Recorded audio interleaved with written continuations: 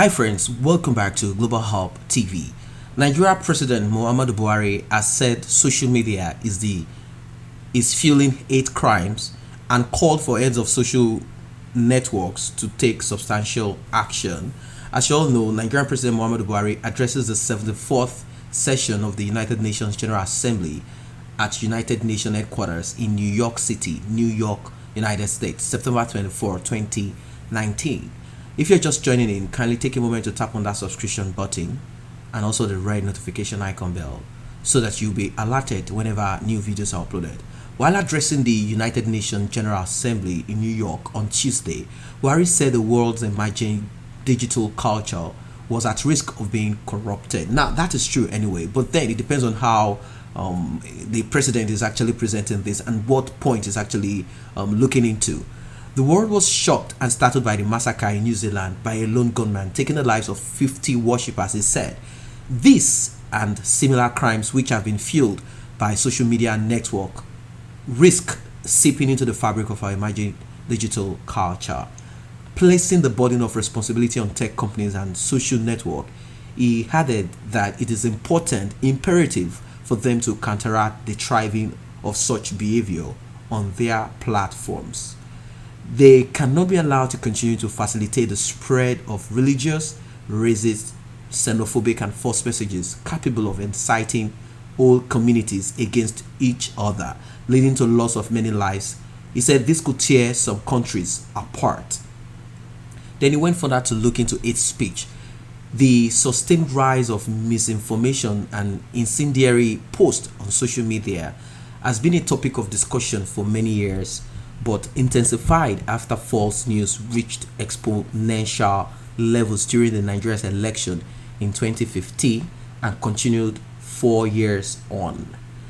He pointed fingers at WhatsApp, Facebook, and online forum Nairaland, and he claimed that these forums have been the usual suspect.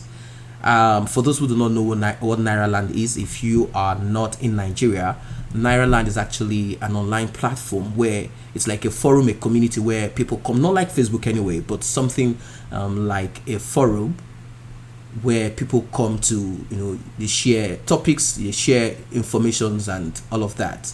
He said Twitter has also been complicit in matters of dissemination of fake news. In the run-up to the 2019 elections, the president himself was a victim of fake news after separatist leader Mazi Nnamdi Kanu of the Independent People of Biafra (IPOB) spread allegations that Buhari had become deathly ill during his medical leave in the United Kingdom and has been replaced by a body double from Sudan called Jubril al-Sudani. Of course, that's not a new story anyway. Buhari also talked about the ongoing legal tangle involving an Irish firm and the Nigerian government over an arbitration judgment to the tune of $9 billion, equivalent to a fifth of the country's reserve for a gas plant deal which collapsed in 2019. And that's before Buhari became president. And somehow there is some issues as regards this, and there is I think the Irish firm and Nigerian government had an agreement over, of course, you know what it is, drilling of oil, the natural products that we have in Nigeria, and somehow there is a falling out in this agreement, and they are going to be paying $9 billion to this Irish firm, and he said this is equivalent to fifth of the country's reserve.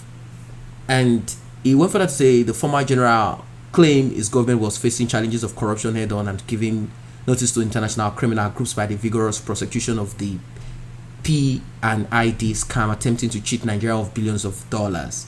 Buhari was the fifth in line of speakers on the first day of proceedings of the United Nations General Assembly debate after Brazil Jair Bolsonaro, US Donald Trump, Egypt Abdel Fattah el-Sisi, and Turkey Recep Erdogan.